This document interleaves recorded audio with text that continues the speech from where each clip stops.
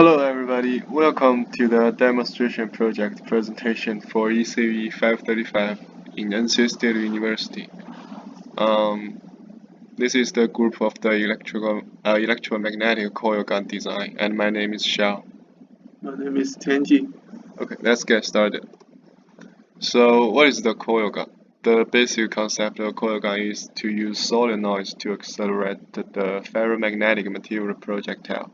So, it will generate an initial velocity for the projectile, then it can shoot for a decent range. So the magnetic field flux intensity is given by B equals to mu naught times N times I. I is the current through the coil, and mu naught is the magnetic permeability, and N is the turns density, which is given by number of turns divided by the length of the solenoid. I'm going to talk about how to move the projectile. Basically, it's very similar to the electric magnet, which uses continuous current flowing in the coil to produce a magnetic field, and it will magnetize its ferromagnetic material and attract them. So the problem is the projectile will be attracted to the center of the solenoid when using the continuous current, so it will not be shoot out, and thus we need to cut off the current before the projectile reaches the center of the coil. Here is our design of the coil gun. We use this 50 volts and 5000 microfarad capacitor for the energy storage, and it will release the energy in a very short time, so it will cut off the current before the projectile reaches the center of the coil. The current produced by the capacitor is given by I equals to C times dV dt. So the capacitor will become a voltage source, and it will generate a potential difference, which is thus it will generate a current through the coil. And then the current will, the higher current will become a higher magnetic field flux intensity, which results a higher magnetic force. And using Newton's second law, we will have a higher initial velocity, thus a longer distance. So let's explain the real schematic we built. The blue capacitor is the voltage source of the coil, and this is the coil we built. We approximately built 4 layers, and each layer is about 50 turns. And here is the projectile, which half of the projectile is placed inside the coil. We believe that will result a higher initial velocity. And here is the BJT we used as a switch.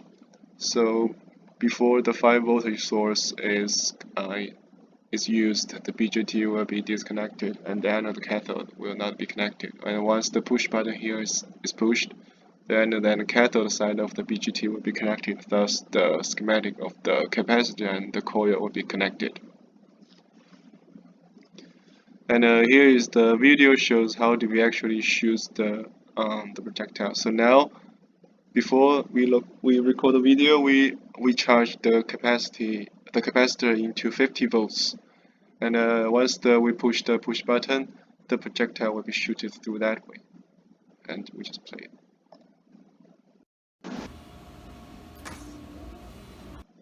Let's play it again. Yeah, as you can see, the projectile did shoot a decent distance, which is approximately 35 centimeters. And now let's jump to the result part. So we calculate the efficiency based on the time it takes to travel and the distance it actually travels. So we calculate the distance and time, so we get a initial velocity, which is about 2.75 meters per second. And then we also measure the mass of the projectile. So we use the velocity and the mass so we can get a kinetic energy.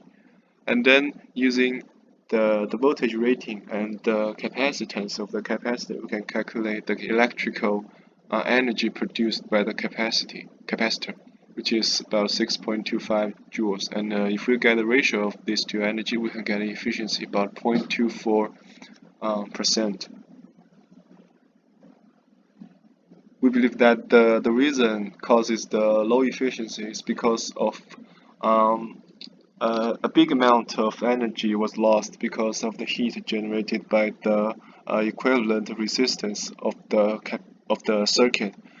And there are several ways to improve either the efficiency or the distance, the initial velocity of the projectile. We can either increase the rating of the capacitor. It's both ways. So we can either increase the capacitance of the capacitor or the voltage rating of the capacitor. The second way is to increase the turns of the coil, which that will cause a higher magnetic flux intensity. So it will generate a higher magnetic force, thus a higher initial velocity of the projectile. Thank you.